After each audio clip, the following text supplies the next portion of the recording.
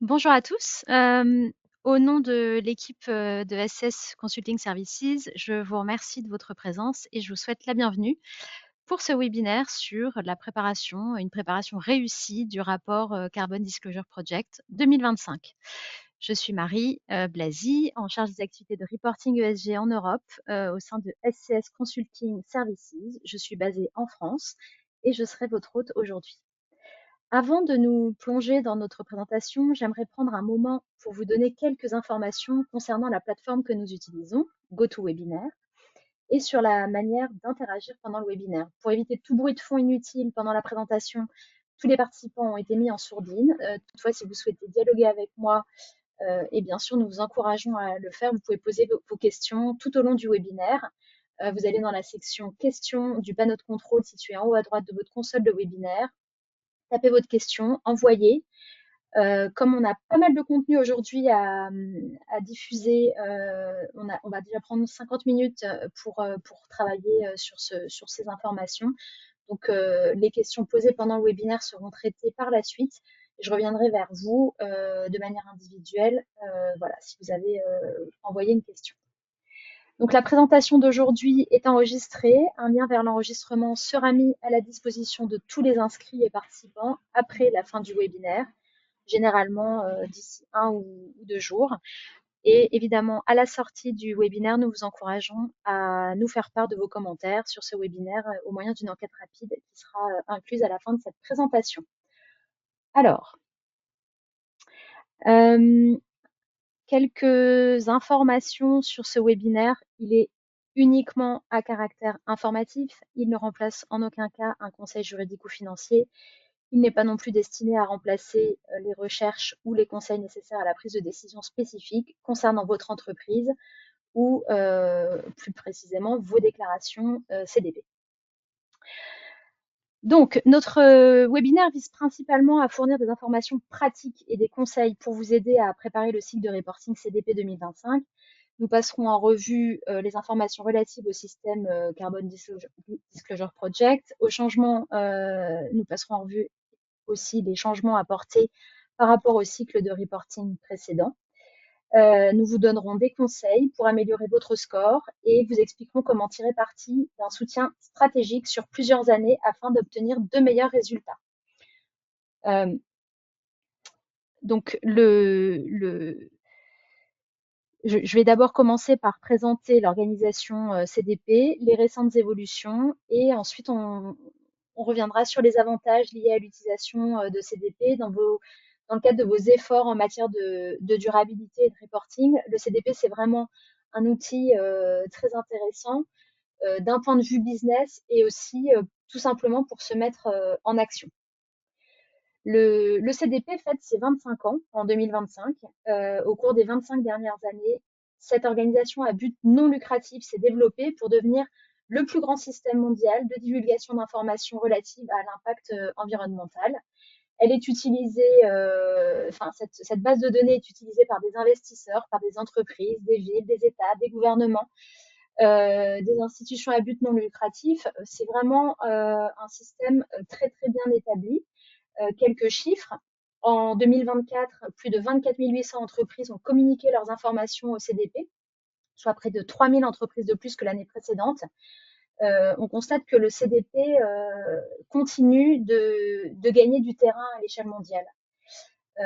Ces 24 800 entreprises représentent plus de 2 tiers de la capitalisation boursière mondiale, avec 93% du FTSE et 85% du S&P 500. Donc, on parle d'entreprises voilà, avec un poids significatif.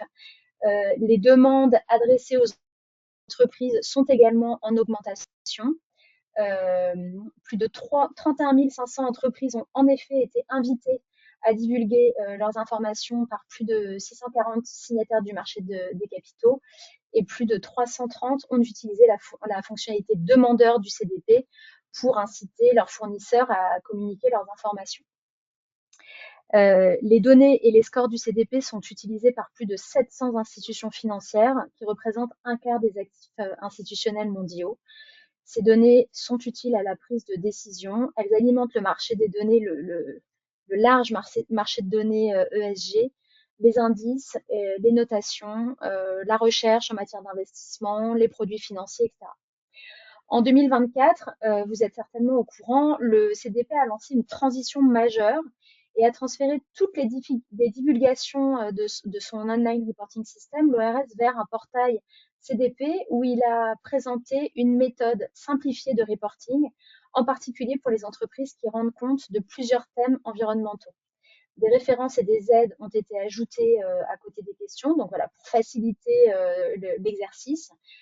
Et finalement, voilà, même si les entreprises ont parfois eu du mal à s'adapter à des changements, il y a eu quelques difficultés techniques, il y a eu certains retards, mais nous y sommes parvenus. Et la bonne nouvelle pour cette année, c'est que le CDP n'apporte que des modifications minimes qui visent à rationaliser et à améliorer la clarté et la convivialité du système.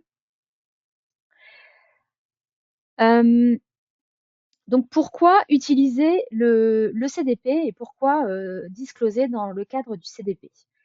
Le CDP, c'est un outil intéressant parce qu'il offre aux entreprises un mécanisme qui leur permet d'impliquer leur chaîne d'approvisionnement dans les questions environnementales cruciales, de recevoir, d'agréger, d'analyser les informations relatives à l'impact de leur chaîne d'approvisionnement et de mieux comprendre tout ce fonctionnement et toute leur chaîne d'approvisionnement et les impacts qui peuvent s'y trouver.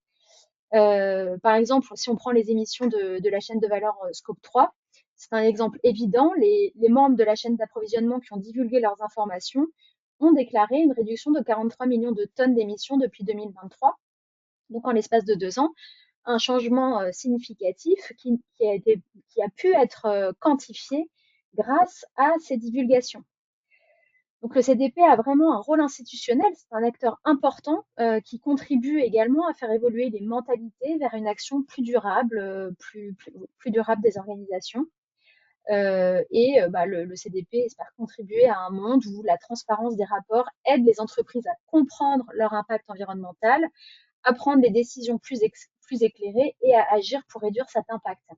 C'est vraiment un outil de transparence qui vise à l'action. C'est important, c'est très important d'ailleurs de s'en rendre compte et on aura l'occasion d'en parler plus tard quand on travaillera sur la partie notation. Donc le CDP s'est imposé comme un leader en matière de notation grâce à sa capacité à impliquer activement la chaîne d'approvisionnement afin que les clients puissent demander à leurs fournisseurs de rendre des comptes sur justement ces aspects environnementaux. Le CDP l'a constaté et nous, on le constate aussi. En fait, les entreprises qui publient des rapports dans dans ce cadre-là, sont en bonne voie ou en avance par rapport à leurs objectifs et c'est un élément de compétitivité pour ces entreprises. Ce n'est pas parce que l'Union européenne ou d'autres zones géographiques ont tendance à revenir un petit peu sur les engagements demandés aux entreprises en termes de durabilité que ce mouvement ralentit. Au contraire, on observe une vraie dynamique et c'est tout à fait justifié puisque les chiffres continuent d'indiquer que les entreprises plus transparentes obtiennent de meilleurs résultats, en particulier si on regarde la performance à long terme.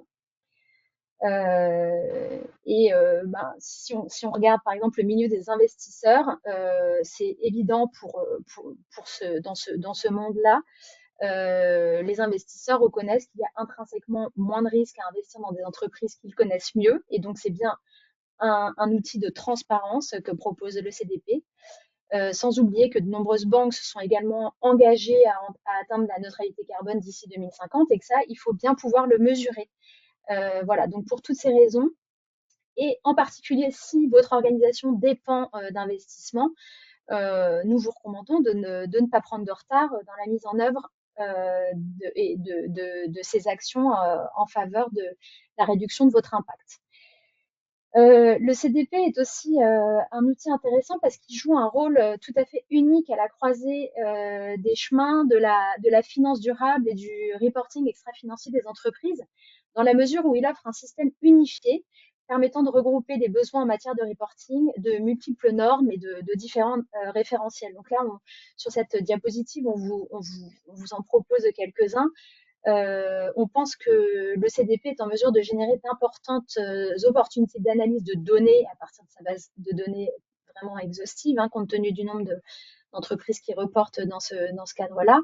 Le CDP exploite les résultats des divulgations pour rendre compte des progrès environnementaux à l'échelle mondiale, tandis que les entreprises qui divulguent leurs informations peuvent également tirer parti du système pour améliorer l'efficacité et l'interopérabilité de leur rapport entre les différents référentiels. Le CDP, et c'est un mécanisme de reporting volontaire qui a beaucoup travaillé justement sur ces questions d'interopérabilité.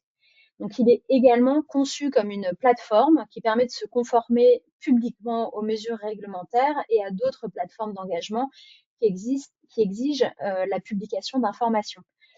En particulier, donc, des efforts d'harmonisation importants sont réalisés entre différentes initiatives, donc allant jusqu'à l'interopérabilité, comme je l'ai dit tout à l'heure, entre le CDP et des cadres tels que l'IFRS S2 ou même les ESRS. Pour information, les modifications apportées aux questions en 2024 visaient principalement à parvenir à une harmonisation quasi totale avec la norme IFRS S2. Cette harmonisation a été l'un des principaux facteur, il faut bien le dire, de baisse des notes lors du dernier cycle de reporting. Mais voilà, aujourd'hui, on peut considérer que c'est plutôt un atout et une rampe d'accès vers le respect certaines normes, pardon, comme par exemple le respect des lois californiennes sur le climat pour les entreprises qui pourraient être concernées. Il existe également une harmonisation avec la CS3D et la CSRD afin de soutenir les exigences en matière de reporting dans l'Union européenne, même si donc on l'a dit, hein, celle-ci évolue dans le cadre des directives Omnibus, mais nous avons trouvé de bonnes ressources et puis si vous allez sur le site de l'EFRAG, vous aurez accès à tout un tas d'informations aussi sur cette question de l'interopérabilité entre Carbon Disclosure Project et ESRS. Alors évidemment, cette interopérabilité ne concerne qu'une partie des normes ESRS. Et si vous devez reporter dans le cadre des ESRS, évidemment, il faudra aller plus loin. Le CDP ne sera pas suffisant, mais enfin, vous aurez quand même bien avancé. Voilà, donc d'autres référentiels tels que le GRI, SASB, FRS, le protocole, le GHG protocole, ils ont tous été pris en compte dans l'élaboration des questionnaires CDP afin d'harmoniser la vision en matière de reporting et aussi en ayant bien en tête les entreprises qui ont besoin qu'on allège leurs charges liées à ces normes et à ces cadres. Donc, maintenant, si on regarde les dates clés pour la saison de reporting 2025, donc à ce jour, les documents relatifs aux directives et à la méthodologie de notation sont disponibles au format PDF et peuvent être téléchargés. La prochaine étape, c'est la date limite à laquelle les demandeurs doivent soumettre leur liste de demandes de divulgation. Donc, si vous n'avez peut-être pas encore été contacté, mais si vous êtes habituellement sollicité par un membre de votre supply chain et que vous n'avez pas encore reçu de demande, vérifiez votre courrier puisque cette demande pourrait vous parvenir prochainement et en tout état de cause, elle doit vous parvenir avant la date limite du 9 juin. La période de réponse pour accéder au questionnaire dans votre compte CDP Portal sera ouverte la semaine du 16 juin et vous disposez ensuite de plusieurs semaines pour remplir vos questionnaires en vue de la notation jusqu'au 15 septembre. Si vous ne souhaitez pas obtenir de notes, vous disposez de 2 mois supplémentaires pour répondre avec une date limite qui est placée à la semaine du 17 novembre. Voilà, donc nous allons maintenant entrer plus dans le détail des questionnaires et des thèmes de reporting. Allons-y. Voici donc un aperçu rapide du questionnaire complet intégré et de sa structure. Alors, il est identique à celui de l'année dernière, lorsque le format intégré a remplacé les 3 questionnaires distincts, ce qui a pu provoquer quelques difficultés parmi les répondants. Le reporting se poursuivra maintenant de manière plus rationalisée, puisque en tout cas, on a de la continuité sur ces 2 dernières années. La bonne nouvelle, comme je le disais en introduction, c'est que le CDP n'a pas souhaité apporter de changements majeurs au module cette année. Donc, les légères modifications apportées au questionnaire visent uniquement à améliorer la clarté et la convivialité du portail. L'objectif du CDP c'est de simplifier les choses cette année et ça s'étend aussi à la méthodologie de notation. On aura l'occasion d'y revenir plus tard. Mais en tout cas, je peux déjà vous annoncer que les modules sur les plastiques et la biodiversité ne seront pas notés. Donc, tous les répondants au questionnaire complet verront ces modules et le CDP vous invite à leur communiquer les informations demandées. Pour les éléments faisant l'objet d'une demande spéciale, telles que les questions relatives à la chaîne d'approvisionnement ou les questions spécifiques à RE100 par exemple, les questions continueront d'être présentées aux répondants dans chaque module en fonction de leur pertinence par rapport au thème abordé. Les entreprises peuvent également s'attendre à voir des questions intégrées dans tous les modules correspondant à leur secteur spécifique, à l'exception des modules performance environnementale qui comprendront des sections et des questions distinctes pour chacun des thèmes environnementaux sur lesquels elles rendent compte du point de vue de leur secteur. Une petite note sur le secteur des services financiers, voilà, si certains parmi vous en font partie. Vous continuerez également à divulguer vos informations de manière intégrée et vous disposerez toujours d'un module distinct pour approfondir des questions plus spécifiques au secteur des services financiers. Voilà, vous pouvez donc vous attendre à toute demande d'information sur la valeur de votre portefeuille, les émissions de votre portefeuille ou d'autres impacts environnementaux. Alors une note, voilà concernant les PME en fait. Donc le questionnaire intégré que je viens de vous présenter juste avant avec ces différents modules correspond à la structure complète du questionnaire, mais voilà, comme beaucoup d'entre vous le savent, il existe également un questionnaire destiné aux PME. Je vais vous présenter plus en détail ce que vous pouvez attendre en termes d'informations à fournir et voilà les points sur lesquels vous disposez d'une certaine flexibilité. Mais comme vous le voyez à l'écran, en tout cas, voilà, vous voyez les limites entre le questionnaire complet et le questionnaire pour les PME. Pour remplir la version pour les PME, votre entreprise doit respecter certains seuils, seuils qui correspondent à un certain nombre d'employés et à une limite de chiffre d'affaires. Il y a une flexibilité, vous voyez cette zone qui est plutôt rose, qui est offerte aux entreprises de taille moyenne qui peuvent opter pour la version PME si elles le souhaitent. Toutefois, notez que si vous n'êtes pas exactement en dessous des seuils, le CDP ne recommande pas vraiment de profiter de cette flexibilité et encourage plutôt les entreprises à aller vers le questionnaire complet. D'une manière générale, le questionnaire PME est destiné aux équipes qui ne disposent pas de ressources suffisantes pour remplir le questionnaire complet. Donc c'est bien ça l'idée en fait, c'est de permettre aux entreprises en dessous d'une certaine taille de pouvoir quand même répondre au CDP sans y allouer des ressources disproportionnées par rapport à leur taille. Donc ce seuil est fixé à moins de 500 employés et à un chiffre d'affaires inférieur à 50 millions de dollars qu'il faut ensuite adapter selon le pays dans lequel vous vous trouvez. Donc la diapositive précédente a présenté les 13 modules associés au questionnaire complet. La version PME est beaucoup moins fastidieuse, elle comprend seulement 7 modules, du module 14 au module 21, et ces modules couvrent beaucoup moins de détails afin, voilà, encore une fois, d'équilibrer la charge de travail des équipes et voilà, de prendre en compte des ressources limitées. Alors, si on examine de plus près le questionnaire destiné aux PME, en 2025, les PME continueront à disposer d'un ensemble simplifié de points de données et de questions axés principalement sur le changement climatique. Elles verront toujours certaines questions concernant les forêts et l'eau, mais uniquement les questions essentielles et vous n'aurez pas à répondre à des modules consacrés à ces sujets. Le CDP mentionne que cela donnera le coup d'envoi à la divulgation d'informations par les PME sur ces questions environnementales. Donc cela signifie peut-être qu'elles commenceront à attribuer des notes aux PME sur ces questions à l'avenir, mais pour l'instant, la notation portera uniquement sur l'identification et la divulgation des risques et des opportunités de l'entreprise, la gouvernance, la stratégie commerciale et les performances environnementales en matière de changement climatique.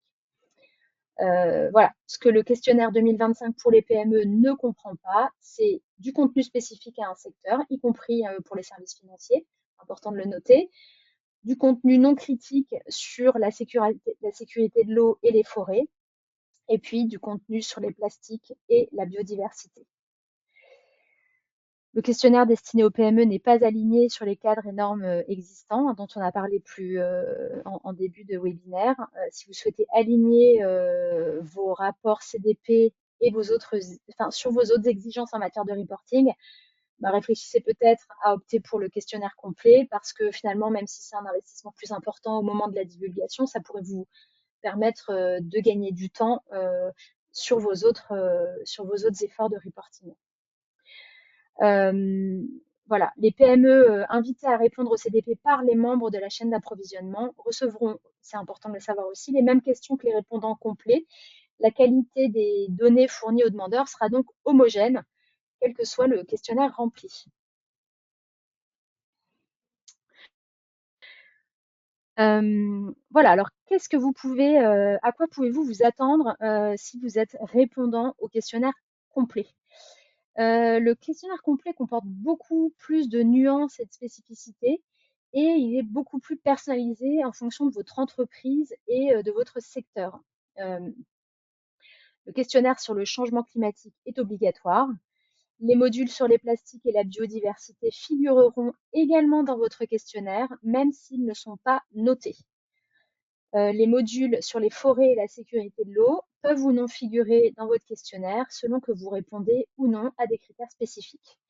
Donc, si on entre un peu plus dans le détail, voilà, vous l'avez peut-être remarqué si vous avez disclosé dans le cadre du CDP en 2024, votre questionnaire comprenait des modules sur les forêts et ou sur l'eau, alors que vous ne vous attendiez peut-être pas à les trouver là, car vous n'aviez pas été invité à rendre compte de ces questions environnementales ou vous n'aviez pas choisi de le faire.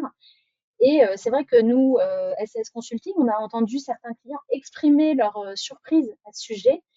Et voilà, on voulait revenir quelques instants sur cette thématique pour nous assurer que les entreprises sont informées des changements mis en œuvre par le CDP l'année dernière avec ce format intégré. Voilà. L'un des principaux changements apportés au système CDP en 2024 consistait à identifier les impacts potentiels des entreprises sur les forêts et l'eau à travers leur évaluation de classification de l'impact sectoriel du CDP. Donc le CDP a, a, mis en œuvre une initiative très poussée. Donc, il s'est associé à des chercheurs indépendants pour réaliser une évaluation des impacts par type d'activité. L'idée de cette évaluation, c'est d'identifier les industries susceptibles d'avoir un impact sur les forêts ou sur l'eau, de croiser ces informations avec celles de son système de classification des activités et d'ajouter les questions environnementales pertinentes au portail de reporting si les critères spécifiques sont remplis pour les entreprises susceptibles d'avoir un impact sur la sécurité de l'eau ou les forêts. Donc, en ce qui concerne les forêts, 200 activités commerciales ont été évaluées à l'aide du système de classification des activités afin d'identifier toute activité associée à la déforestation dans une chaîne de valeur, voilà, dans la production ou depuis la production jusqu'à l'utilisation de certains produits. Voilà, l'idée, c'est de rendre compte si ces activités sont susceptibles d'avoir des effets néfastes. Et pour la sécurité de l'eau, en fait, c'est un processus similaire qui a été suivi pour évaluer 200 activités commerciales dans le même système de classification afin voilà, d'identifier les impacts potentiels sur la sécurité de l'eau dans les activités de la chaîne de valeur. Les évaluations pour les forêts et l'eau tiennent compte de la gravité et d'un seuil de revenu afin de déterminer si votre entreprise doit être incluse dans le rapport sur ces sujets. Donc, si vous voyez les modules forêt ou eau dans votre questionnaire, cela signifie que le CDP estime que vos activités commerciales ont un potentiel suffisamment important pour avoir un impact sur les systèmes forestiers, par exemple, ou la sécurité de l'eau, et que donc il faut collecter de la donnée là-dessus et s'assurer, puisque c'est bien toute l'idée du CDP aussi derrière, l'idée c'est quand même de se mettre en action.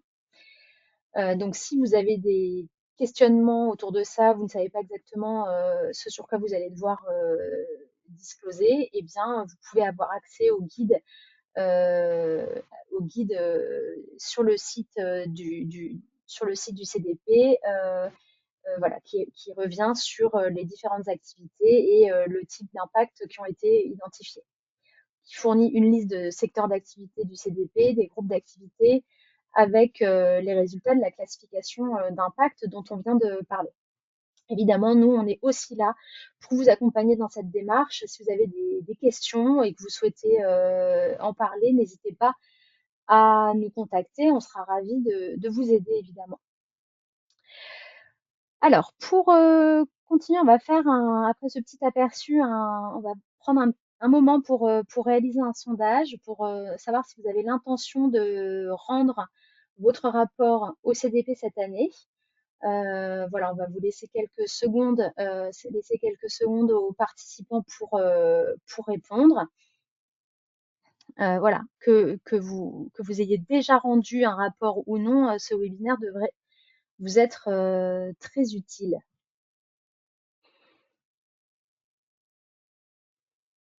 Super, bah écoutez, merci beaucoup. On va passer à la méthode de notation, à la méthodologie de notation d'ailleurs plutôt. Alors, c'est très important de comprendre ça. Pour commencer la discussion sur la notation, d'abord je vais commencer par évoquer les changements apportés à la notation pour 2025. Donc le premier changement à signaler, c'est que les critères essentiels vont faire peau neuve. Les critères essentiels, c'est un élément clé de la notation qui a été intégré à la méthodologie de notation l'année dernière. L'objectif du CDP, en intégrant ces critères, est de s'assurer que les entreprises qui communiquent leurs données fournissent un ensemble de données plus standardisées pour les entreprises obtenant une note élevée. Ce changement concerne principalement les modules forêt et eau. Si vous ne savez pas ce que sont les critères essentiels, assurez-vous de vous familiariser avec eux, c'est vraiment très important. On reviendra dessus dans les prochaines diapositives. Le deuxième changement important à noter, concerne en fait l'information, puisque le CDP prévoit désormais de rendre publiques les activités de notation du secteur des services financiers en matière de sécurité des forêts et sécurité de l'eau. Cette mesure vise à encourager davantage la divulgation d'informations et la prise de mesures par le secteur financier sur ces questions. Et le dernier changement qui doit également être noté, c'est que le CDP continuera à noter les PME jusqu'au niveau management, de sorte que la note maximale pour les PME, enfin la note maximale que les PME pourront obtenir, ce sera un B. Mais le CDP reconnaît que les PME peuvent apporter une contribution importante à la divulgation d'informations sur les questions environnementales, même si elles sont plus petites que ces larges organisations qui disclosent aussi dans le cadre du CDP. Donc le CDP prévoit d'évaluer les résultats des PME de l'année dernière et de cette année afin d'élaborer un plan visant à améliorer les notes dans les prochains rapports, voilà, pour que éventuellement des PME puissent atteindre la note A et le niveau leadership. Mais pour l'instant, cette année, ce ne sera pas encore le cas. Donc, quelques principes de base, quelques points fondamentaux sur la notation. Pour les entreprises qui peuvent être classées dans plusieurs secteurs en fonction de leurs activités, vous verrez probablement des questions visant tous les secteurs concernés, mais notez que vous ne serez noté que sur votre secteur principal. Deuxième point, bien que le questionnaire soit intégré, le changement climatique, les forêts et l'eau sont tous notés séparément. Il existe différentes méthodes de notation, différents critères essentiels d'ailleurs aussi pour chacune de ces questions environnementales. Comme nous l'avons mentionné précédemment, biodiversité et plastique ne sont pas notés cette année.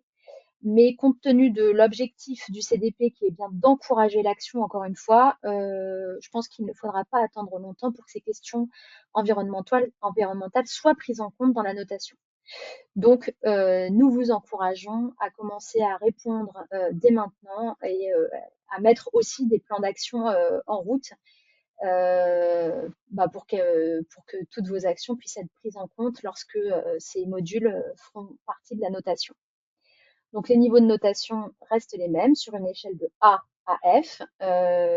Encore une fois, il faut satisfaire aux critères essentiels pour pouvoir prétendre à un niveau de notation spécifique. Et puis, sachez quand même que si vous choisissez de soumettre votre réponse au CDP de manière privée, vous ne pourrez pas obtenir la note A, hein. Seules les réponses publiques peuvent prétendre à cette note. Donc, la question que tout le monde se pose maintenant, c'est comment obtenir un A? Eh bien, c'est pas simple déjà. Euh, et, euh, et puis, il faut voilà, tenir compte aussi de la façon dont les notes sont calculées. Donc, elles sont calculées à partir du bas. Donc, on va partir de la base de la pyramide. Si vous êtes invité à divulguer des informations via le CDP par un client, par exemple, ou un membre de la chaîne d'approvisionnement et que vous choisissez de ne pas le faire, vous recevrez un F, qui est la note la plus basse et qui signifie en fait absence de réponse, tout simplement. Les notes sont rendues publiques. Attention quand même, vos concurrents peuvent avoir ici un moyen facile de se démarquer parce que eux auront répondu et donc ils auront automatiquement un D. Donc, ils pourront se démarquer auprès de prospects, auprès de partenaires potentiels. Donc, voilà, ne rejetez pas trop rapidement ces demandes. Le niveau suivant est le niveau de divulgation, le niveau D. Voilà, si vous répondez au questionnaire, vous obtiendrez au moins un D. Donc ici, l'idée, c'est de travailler sur l'exhaustivité de la divulgation. La notation n'est pas trop détaillée sur ce que vous communiquez, mais elle reconnaît que vous avez fait un effort de transparence et c'est bien ça qui est pris en compte. Le niveau suivant, la note C, donc c'est awareness, ou on peut dire sensibilisation en français. Les entreprises ayant obtenu la note C franchissent une nouvelle étape dans la gestion des questions environnementales en évaluant de manière exhaustive les différents enjeux environnementaux sur lesquels elles communiquent. Ici, l'évaluation de l'impact environnemental de vos émissions, de votre consommation ou de vos rejets d'eau, ainsi que votre impact sur la déforestation, sont autant d'exemples d'éléments que vous pouvez évaluer. Lorsque vous commencez à évaluer votre impact, c'est ainsi que vous commencez à élaborer un plan de réduction de votre impact à l'avenir. Donc, on revient encore à cette idée d'action qui est évidemment bien l'objet de cette initiative. Ensuite, le niveau supérieur, c'est management. Donc, c'est la note B. Donc, à ce moment-là, le CDP commence à examiner réellement vos structures de gouvernance, vos politiques, vos initiatives en matière de planification à long terme, par exemple, par rapport à l'objectif de 1,5 degré ou des objectifs de déforestation dans votre chaîne de valeur, ou des plans visant à éliminer les impacts sur l'eau, que sais-je.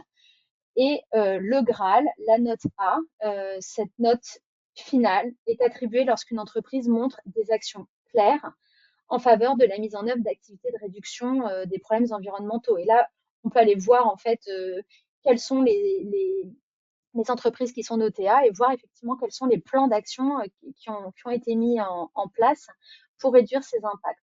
Donc ici, on considère que non seulement vous avez mis en place une gouvernance conforme à la note obtenue au niveau management, mais qu'en plus vos plans progressent.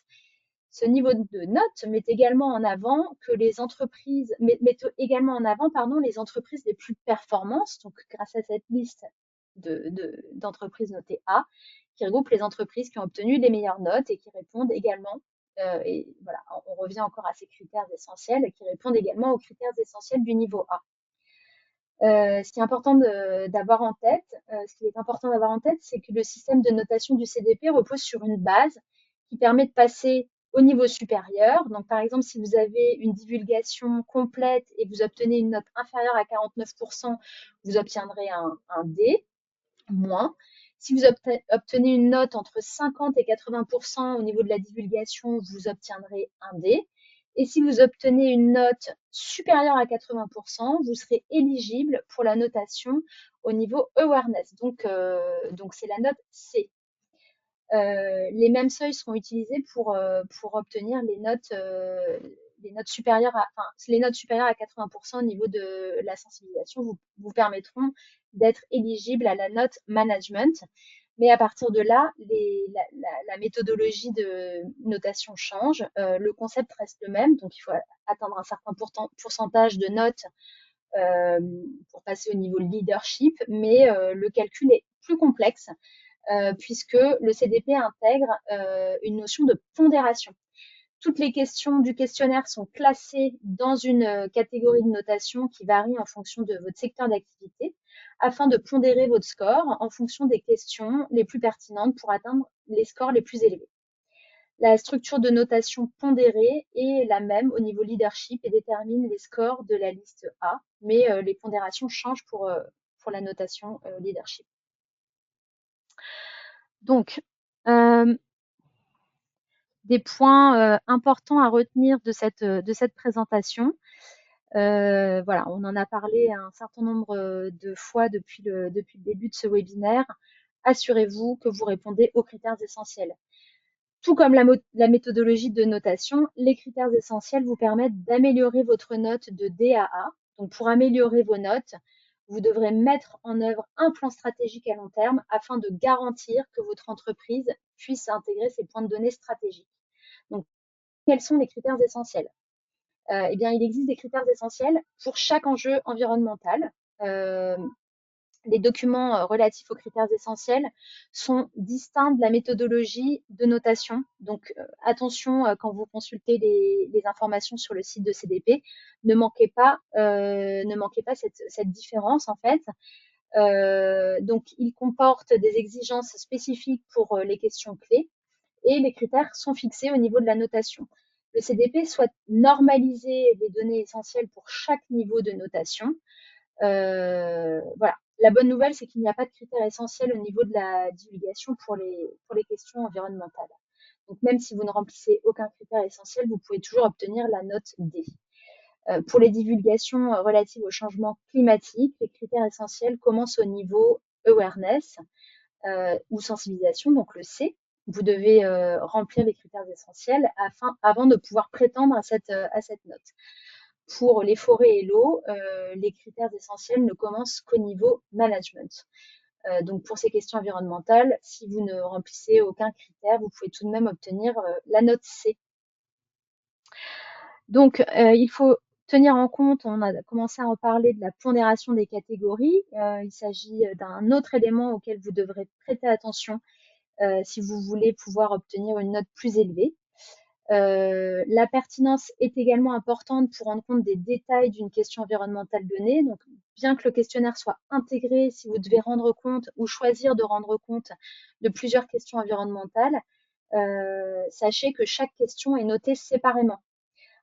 Donc, si vous faites un rapport sur le changement climatique et les forêts, lorsque vous répondrez à une question qui comporte, par exemple, un tableau et vous demande d'identifier une question environnementale pertinente dans chaque ligne, vous devez répondre à au moins une ligne pour le changement climatique et une ligne pour les forêts. Et vous devez fournir évidemment des réponses pertinentes pour les deux questions. Un point très très important aussi, ne laissez aucun champ vide. Si vous choisissez de ne pas divulguer une réponse, vous obtiendrez souvent une note de 0. Et c'est 0 sur un dénominateur potentiellement assez élevé. Ça peut être un 0 sur 5, mais ça peut aussi être un 0 sur 21. Donc en particulier pour les modules de performance environnementale, tels que le changement climatique ou le module 7, qui demande des données spécifiques. Si vous choisissez de laisser un espace vide, cela pourra nuire considérablement à votre note. Donc voilà, il faut bien en être conscient. Voilà. Enfin, la méthodologie de notation de base indique que vous ne serez pas noté sur les questions qui ne sont pas pertinentes. Donc, pour les questions qui comportent des dépendances, par exemple une question à laquelle vous répondez oui et qui déclenche une autre question pertinente, vous serez noté sur les deux questions. Et les questions qui ne sont pas pertinentes pour vous ne seront pas notées. Donc, les dépendances ont leur importance. Vous serez noté sur un contenu spécifique et pertinent. Voilà, faites confiance aussi au système de notation du CDP et il faut jouer le jeu en fait et répondre vraiment de manière exhaustive aux questions. Évidemment, encore une fois, on est là pour vous aider. Alors, sur la notation sur les questions environnementales. Donc, pour les 3 enjeux, le CDP souhaite que les rapports soient alignés sur vos états financiers. C'est très important. Cela signifie que vous devez adopter le même cycle annuel pour vos rapports et veiller à ce que vos états financiers tiennent compte des mêmes conditions limites que votre évaluation environnementale. Donc, si vous utilisez une limite de contrôle opérationnel pour votre inventaire de gaz à effet de serre, par exemple, le CDP souhaite que cette même limite de contrôle soit reprise dans vos états financiers. Donc, en ce qui concerne le changement climatique, plusieurs éléments reviennent régulièrement. Parmi les points à ne pas négliger, notamment donc, la déclaration des émissions de GES qui devient une attente de base. Pour la notation à mi-parcours, il est standard de disposer d'un inventaire complet de GES scope 1, 2, 3, avec une année de référence. On constate aussi que les niveaux de notation deviennent plus stricts d'année en année en ce qui concerne vos actions en matière d'émissions. Donc, pour obtenir une note plus élevée, vous devez faire vérifier vos inventaires et vous devez aussi vous fixer des objectifs de réduction. Pour les forêts, les points à prendre en compte sont les suivants. D'abord, chaque produit divulgué sera noté séparément, donc ne laissez aucun produit pertinent pour vos activités commerciales hors des tableaux intégrés. Les données sont vraiment essentielles pour obtenir un score élevé dans le domaine des forêts. Si vous disposez d'informations sur les produits par volume, pas seulement sur la quantité des produits, par exemple, cela peut vous aider. Si vous possédez, que vous gérez ou que vous contrôlez des terres, indiquez, revenez à chaque fois sur des données qualifiées, des données quantitatives. Si vous n'êtes pas le producteur, il est de plus en plus considéré comme une condition préalable essentielle pour obtenir un score élevé, de savoir qui est le producteur, car cela contribue à la transparence des chaînes d'approvisionnement. Et ça fait aussi partie des objectifs du CDP. Enfin, il est important de disposer de politiques et d'objectifs clairement définis pour lutter typiquement contre la déforestation. Voilà. Et donc, si vous avez, si vous avez ces politiques et ces objectifs, cela vous permettra aussi d'avoir un meilleur score. Enfin, sur l'eau, le CDP souhaite que les entreprises communiquent avec précision leur consommation d'eau, parce que le CDP considère que cela permet de renforcer la transparence de la chaîne d'approvisionnement pour les activités soumises à un stress hydrique dans la chaîne de valeur. Cela signifie qu'il souhaite voir aussi une mesure et un suivi régulier de la consommation d'eau, qu'il considère comme essentiel pour obtenir un score plus élevé. Il est également important sur l'eau de reconnaître que les risques liés à l'eau tout au long de votre chaîne de valeur vont avoir une importance, en particulier si on parle de pollution de l'eau. Donc voilà, si vous n'avez pas encore réalisé d'évaluation de l'impact sur l'eau, il est recommandé de le faire. Ça vous permettra aussi d'améliorer votre score et puis de mettre en place les actions. C'est surtout ça l'idée, de mettre en place les actions qui vont permettre de limiter cet impact. Enfin, sur les plastiques et la biodiversité, ici on est plus dans la préparation, dans l'anticipation des futures exigences en matière de reporting. Donc effectivement, ils ne font pas encore l'objet d'une notation, mais ces thèmes vont probablement continuer à occuper une place de plus en plus importante dans les réglementations et les normes internationales en matière de reporting. Donc les plastiques, c'est bien sûr un sujet très important. On pense en particulier à la vie marine, aux ressources en eau, etc. Donc sujet très important qui n'est pas encore noté, mais qui le sera probablement très prochainement. Et de même, la biodiversité, c'est une préoccupation majeure en raison de la déforestation et de la pollution. Donc ici aussi, on vous recommande, pour ne pas être pris au dépourvu dans vos rapports, de commencer dès maintenant à vous en soucier. Alors, on va passer à un deuxième sondage. Voilà, nous aimerions savoir quelles sont vos ambitions en termes de scoring cette année. Voilà, quels sont ceux qui souhaiteraient atteindre le niveau leadership, peut-être management. On va vous laisser quelques secondes pour répondre au sondage. Est-ce que le sondage peut être lancé?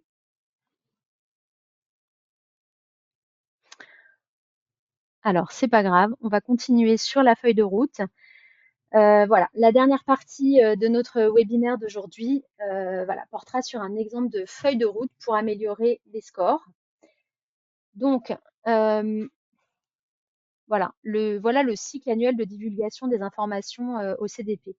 Donc, le reporting CDP, c'est avant tout un mécanisme qui vous aide à structurer votre année et vos actions environnementales. Encore une fois, et voilà, je me répète, mais le reporting pour le reporting ou la notation pour la notation n'a que peu d'intérêt. En fait, l'idée, c'est vraiment l'action. Et c'est ce à quoi, voilà, discloser dans le cadre du CDP ou d'autres mécanismes de reporting peut vous aider. Donc, la première étape consiste à vous assurer que vous prenez bien note des dates clés et des échéances publiées par le CDP en début d'année pour ne pas être prise au dépourvu, tout simplement.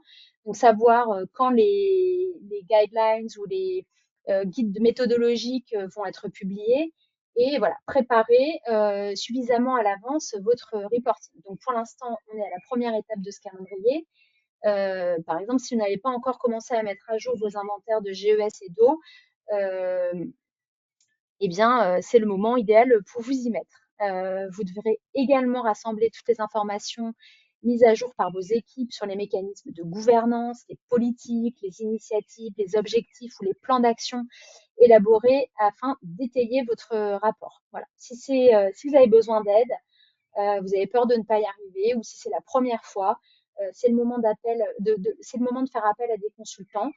Voilà, nous chez SS Consulting Services, on est très experts du sujet CDP et on serait ravis de pouvoir vous accompagner dans votre processus de collecte de données. On peut aussi prendre le temps d'étudier les exigences spécifiques à votre secteur en matière de reporting et n'hésitez pas à prendre contact avec nous pour en discuter.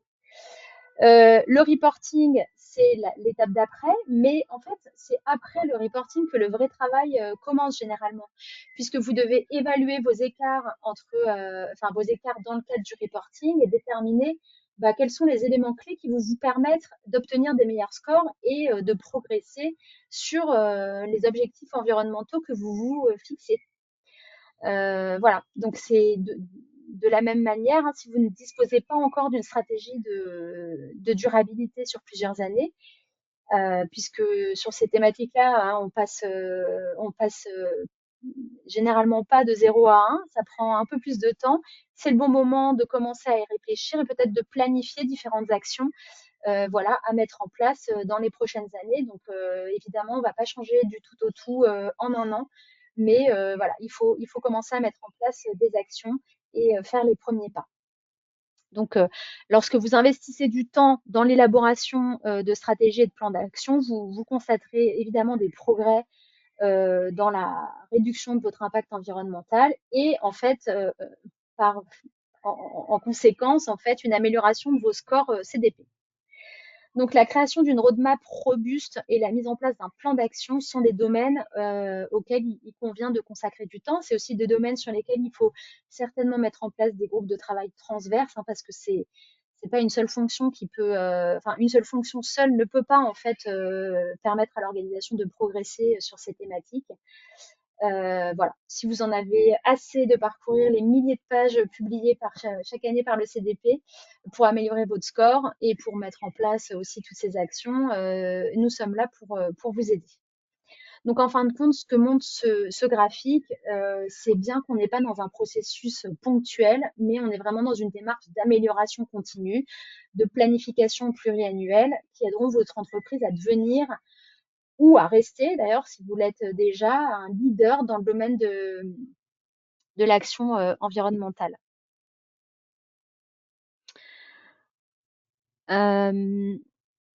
Donc, voilà, dernière slide sur l'élaboration d'une feuille de route stratégique. Évidemment, le CDP n'est pas la seule structure de reporting ou de notation qui existe. Vous envisagez probablement plusieurs canaux de reporting. Ce qui est intéressant là aussi, c'est d'établir un plan pluriannuel qui vise à normaliser votre reporting dans le cadre des réglementations, des cadres réglementaires existants. Ça vous évitera bien des migraines. Voilà, ça peut être la CSRD, même si évidemment la CSRD en ce moment ne concerne de moins en moins d'organisations, d'autres cadres de reporting. Voilà, on a parlé d'interopérabilité plus haut. Donc, voilà, il y a certainement ici des dimensions d'efficacité à aller rechercher et l'élaboration d'une feuille de route stratégique visant à tirer parti de votre cycle de reporting CDP serait certainement voilà, un élément bénéfique à long terme. Et SCS est là pour vous aider dans cette démarche, pour vous aider à planifier, à identifier les cadres de reporting qui sont les plus pertinents aussi pour votre activité. Voilà, c'est pas forcément toujours, voilà, on n'a pas forcément tous les mêmes exigences selon les secteurs. Il peut y avoir des éléments qui sont plus pertinents que d'autres.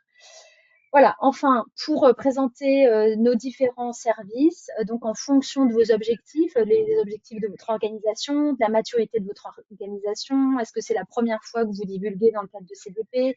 Est-ce qu'au contraire, vous êtes plutôt dans une démarche de vraiment essayer d'aller atteindre des scores plus élevés? Voilà, nous, on a toute une gamme de services qui vous permettent en fait d'atteindre vos objectifs, soit en vous aidant vraiment de bout en bout à aller à avancer dans ce processus de divulgation CDP. Ensuite, on a une offre qui est plus de l'ordre du coaching.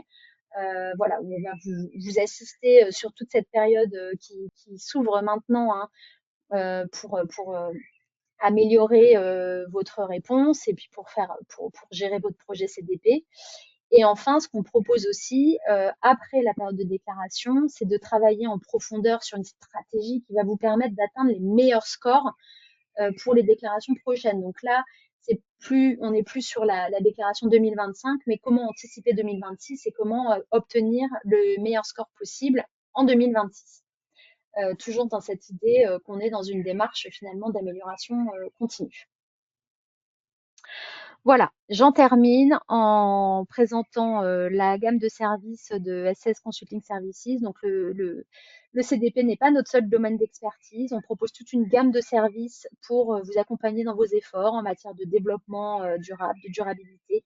Et voilà, on a vocation à être votre partenaire tout au long de votre parcours voilà, sur ces efforts de durabilité. On peut vous accompagner sur des sujets tels que le bilan carbone ou l'empreinte carbone de vos produits ou encore une analyse de double matérialité, même si elle n'est plus obligatoire maintenant dans le cadre enfin, vous êtes peut-être sorti du scope de la CSRD, mais nous, on vous encourage tout de même à aussi réaliser cette analyse de double matérialité qui est un vrai outil stratégique. On peut aussi vous accompagner sur le UDR. En bref, ce qu'on vous recommande, c'est de prendre contact avec nous. Voilà, si vous souhaitez évoquer un de ces sujets plus en détail. Voilà. Merci beaucoup de vous être joint à nous aujourd'hui. L'enregistrement de la présentation sera envoyé à toutes les personnes qui se sont inscrites et qui ont participé, voilà, dans les 24-48 heures. Si vous avez des questions, n'hésitez pas à les envoyer à l'équipe ou à me les envoyer directement sur cet email. Je me ferai un plaisir de vous répondre par mail ou lors d'un rendez-vous téléphonique. Et voilà, mais il est temps pour moi de vous souhaiter une très bonne fin de journée, beaucoup de succès dans votre projet CDP et de vous dire à bientôt.